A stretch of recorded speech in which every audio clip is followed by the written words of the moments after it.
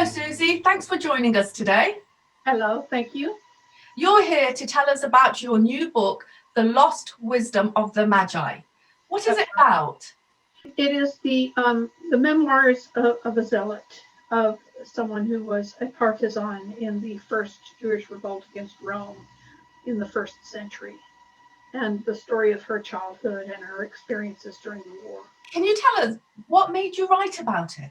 I became very interested in kind of the Bible and Jewish and Christian studies. In particular, I'm very interested in early Christianity, and I became very passionate about at college in the quest for the historical Jesus.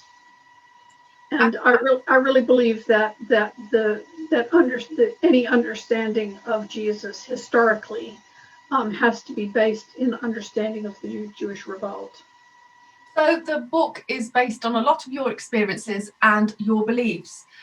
Is it mostly, would you say, make-believe, or is it based on your life experiences? I think my life experiences have found their way into the book, in the sense that whenever I experienced something that I felt something about, or whenever I wanted to express a belief, I kind of used that as inspiration and put that into the story somehow. Of course, I'm talking about the 1st century, and I myself don't live in the 1st century, so it's not exactly about my life experiences, but I use them as inspiration. You know, for example, one example of that would be my character Sophia's mental illness.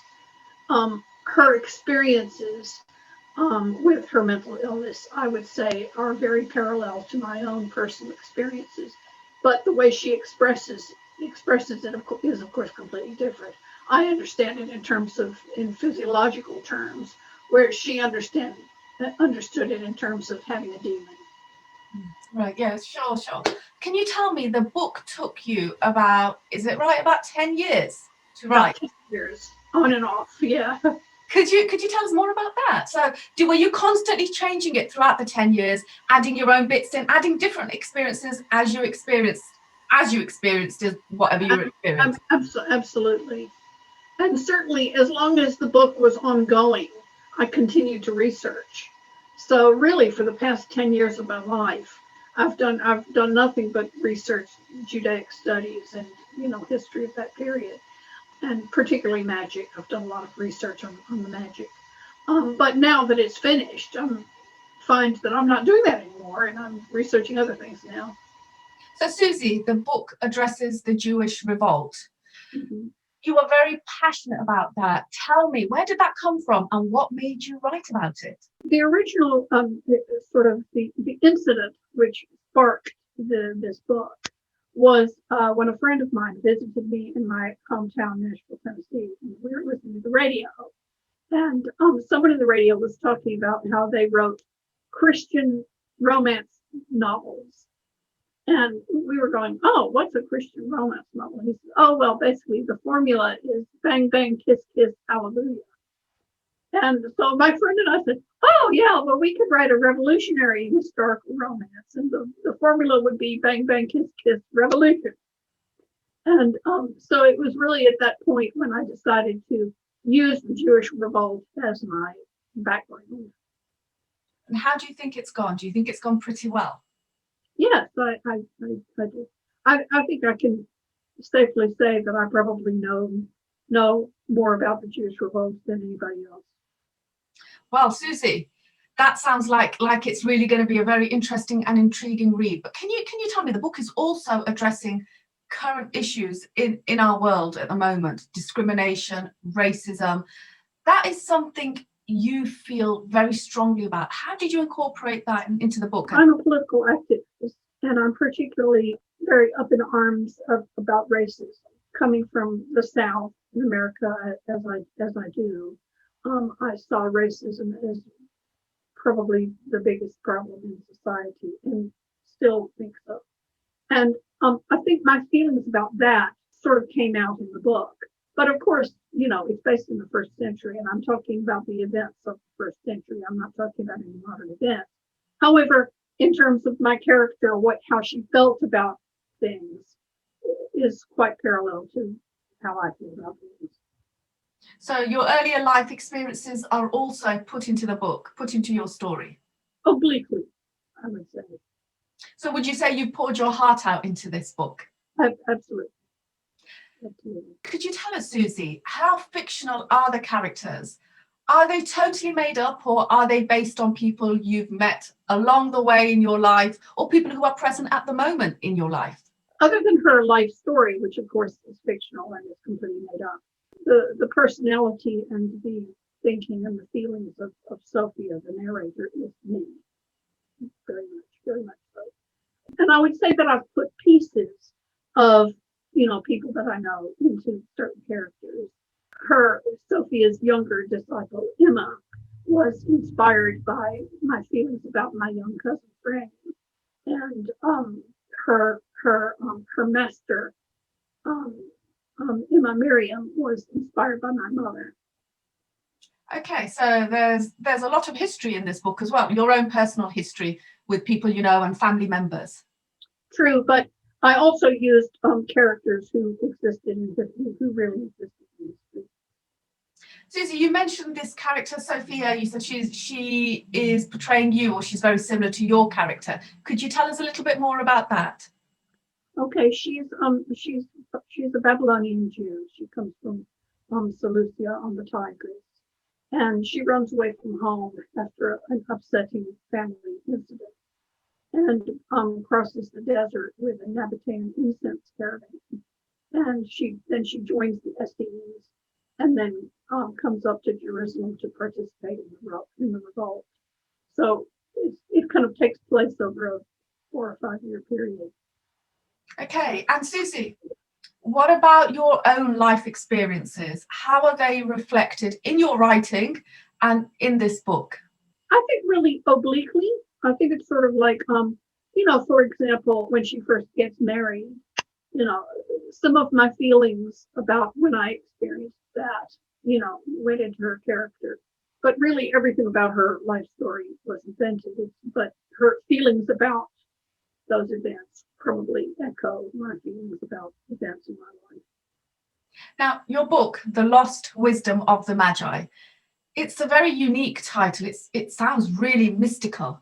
What made you think of that title? As a child, she's very introverted, and she spends her days with her father, who's an archivist at the Royal Archives of the Parthians.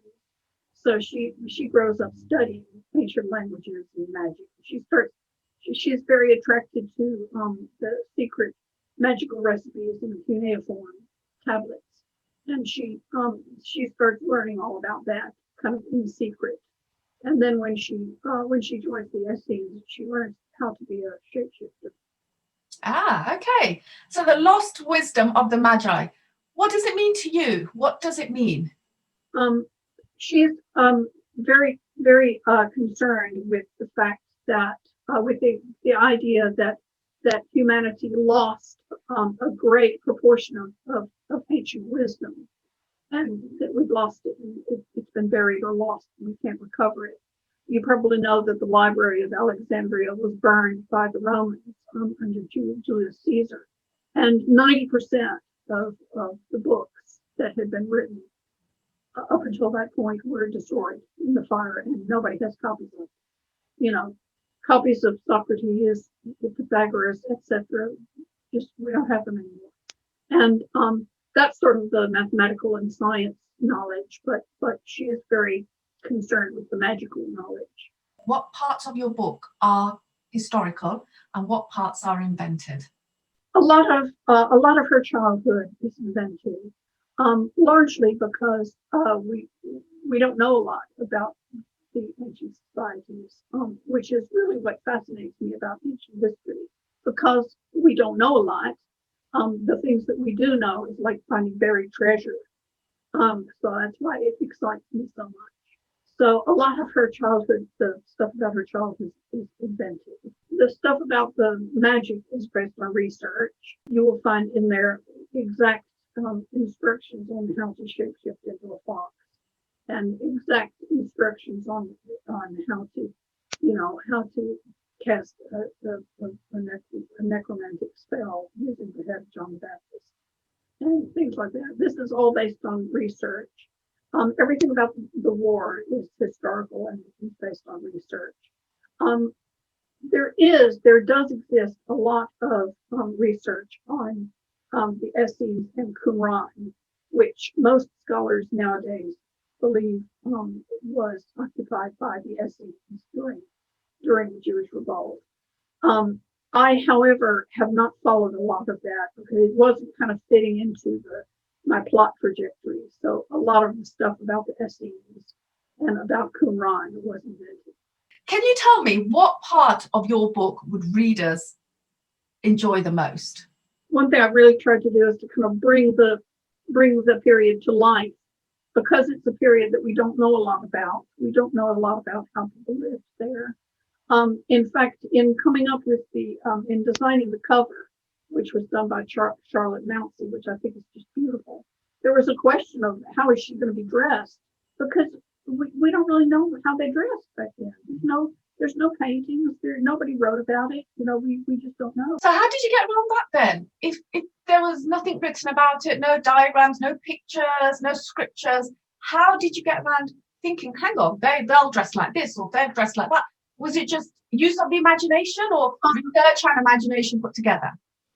Charlotte Mounsey came up with the illustration, but I did give her notes on it. And the notes that I gave her are based on a painting from Europos. There's a painting in a 2nd century, I think it is, synagogue in Europos. And this is, as far as I know, the only painting of, what Jewish women were wearing back then. Okay, so there is some research. There's research and imagination mixed together. Yes, absolutely. I know you've already answered this, but I just want to ask you again, because I know it's mentioned quite heavily in the book. You talk about the Jewish revolt. What will readers learn about that after reading your book that they didn't know before? I think it's important to know that all three of the world's major monotheistic religions, Christianity, Judaism as it existed since the Jewish revolt, and later Islam, all came out of this experience. They all came out of the defeat of this revolt. Readers will learn what it felt like and what people felt about the time, and I think they will learn how important it was to history that this revolt failed. What is it going to do for people? How is it going to impact them after reading your book? I have been told by people that the writing is quite beautiful, so I'm hoping that other readers will agree, and please tell me if you do. I think that people are going to find that there's a little kind of adrenaline rush of discovering little bits of detail about ancient times, and detail about the period, and will feel that I've really brought the period to life, and people can feel themselves really immersed in that world, which is was so long ago and so different from the world we have now. I think that people will also find that kind of, discovering of treasures of the little bits of Christian lore, Christian and Jewish lore that I've kind of worked into the plot. And we'll enjoy discovering little stories about real people in history that are in there. I also think that people will identify with the main character, Sophia, as she is someone who struggles with her own personal flaws, but feels very passionately about people and about changing the world and making the world a better place. When is the lost wisdom of the Magi hitting our shelves? It was officially launched in December, and it's now available from Amazon, from the Conrad Press, from various bookstores, Waterstones, all good books near me.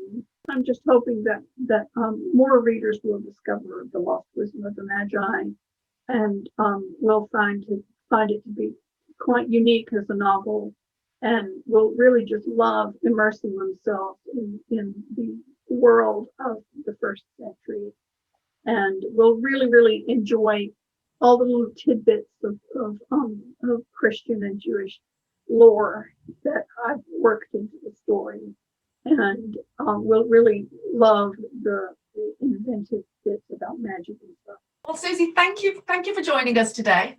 Okay, thank you very much. I wish you all the best with your book. Thanks a lot. Thank you. Thank you, Lou. Okay, bye-bye. Bye.